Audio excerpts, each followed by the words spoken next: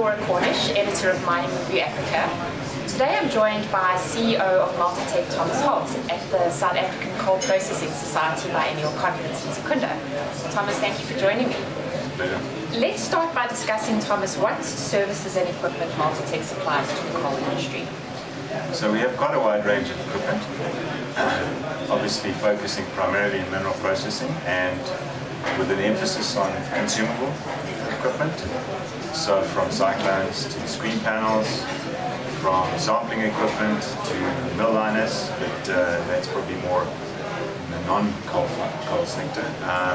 We do ceramic lining. We've got a fairly wide range of mineral processing related equipment in that industry. Thomas, it's quite a competitive market. How does Multotec distinguish itself amongst its competitors? So we obviously focus a lot on the service element. I believe we've got a fairly wide range of products that are in a fairly mature part of their cycle, and the ability to copy products is fairly straightforward, and ultimately it's not about, it's always about offering something new and always developing the new technology, but one often needs to make sure that the equipment that we've supplied is running optimally, and so our focus is getting close to our clients. We've got service centers in their facility. We have service crews that go out, we do maintenance contracts.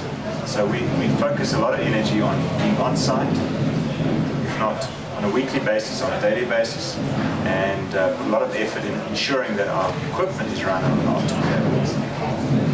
So I'm sure, Thomas, you would agree that the coal environment has changed quite a lot over the last few years. What changes have you seen, and how has Multotec adapted to suit these changing needs from the market? Yeah, I mean, I think change in one level and no change in another. So I mean, a 30-year-old coal plant is a 30-year-old coal plant. Right, it's not like it's been re-engineered. Obviously, there's certain aspects that have improved. I think what's come in, and that's a part of the technology that we're probably still exploring more, is the ability to monitor equipment, to get more direct electronic feedback, to work with SCADA systems that are, variable speed drives, bringing in technology that allows you to optimize your circuits and to know obviously what's going on in all aspects of the plant, which in the past, distant past, a good metallurgist, a good plant operator would sort of have a gut feel and a sense. They could hear what was going on, and they had it was really a case of tweaking and tuning and knowing how a plant is being run. Those sort of human skills of just using all your senses and knowing what's going on has now been taken over to a large extent by electronics. And to some degree, the challenge of skills, so there's not always the level of skills available, easily available, and we see the benefit of offering those skills together with our product. So, we don't just go onto a plant and do a same old. We will obviously evaluate the flow sheet, evaluate failure of whatever equipment has failed, and establish whether this is still the optimum product to use in that application. So we're constantly looking at ensuring that in that part of the circuit where our equipment is, we've got the best solution in the plant. And are these the areas you're focusing on, sort of taking Multotec forward into the future to help the industry become more sustainable? Yeah, and I mean, in some ways it's same old for us. We've been doing that for many years. So we bring skilled and knowledgeable employees, sometimes even highly specialized ones, onto the plant to evaluate whether that equipment is doing what it should be doing. There's always two aspects. There's that sort of just the day-to-day. Is everything running the way it should? Is everything, should a part be replaced rather than be run to destruction? And that's sort of just a daily vigilance and presence. But then again, the specialist that comes and says, but you know what, if you increase your pressure, or you reduce your flow rate, or you change your cut point, or you optimize that part of the plant that has a benefit over the entire plant. So it's sort of a combination of those two factors.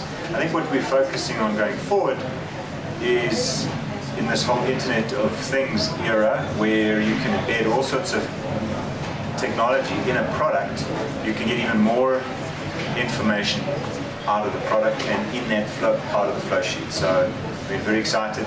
At the moment we're testing accelerometers and establishing what is happening at a high frequency level on a screen deck, not just in various parts of the screen panel, for instance. It is fascinating, the data that comes out of it, sensors that are embedded in. And I mean, we haven't even begun to understand the rich data that produces and converting that into sort of something that you can take back to a plant and say, you could do this or you could do that. So that whole aspect of using technology to give us direct feedback on what's happening. Whether a part now needs to be replaced, or we can anticipate a failure prior to it happening, or we can even optimize. So it all sort of works towards optimizing the equipment as it sits in that flow sheet. The industry is desperate for innovations like that, I think. Yeah, I think the challenge is remaining efficient. All bodies change, as we know, and we need to. Plant operators need to keep things going at an optimal level, and whatever information we can assist in providing will help run that plant effectively. Thomas, let's just talk about the conference quickly. Tell me, what is the value you see in attending the conference? Well, you might have seen that our delegate list is significantly weighted towards Multotec delegates. We've supported this for many years, and coal has sort of been probably where we've grown up as a company. So whether it's a dense medium cyclone or a spiral or a screen panel, pretty much almost all our equipment fits into a coal plant. So it's sort of a big part of our business, probably around about 20% or so of our total revenue comes from coal. So we support it very aggressively.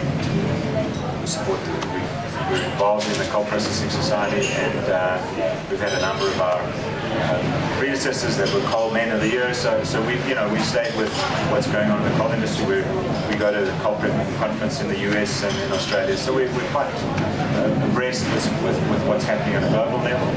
And I think the papers that have been presented just give us an idea of what's happening in the industry and where the innovations are coming. And they don't all happen in one country. I think there's expertise sitting all over the world, and when we get together like this, you sort of get to hear the little pieces. I mean, whether it's out of China or out of Australia, there's always somebody doing something to optimize the products and come up with new ideas.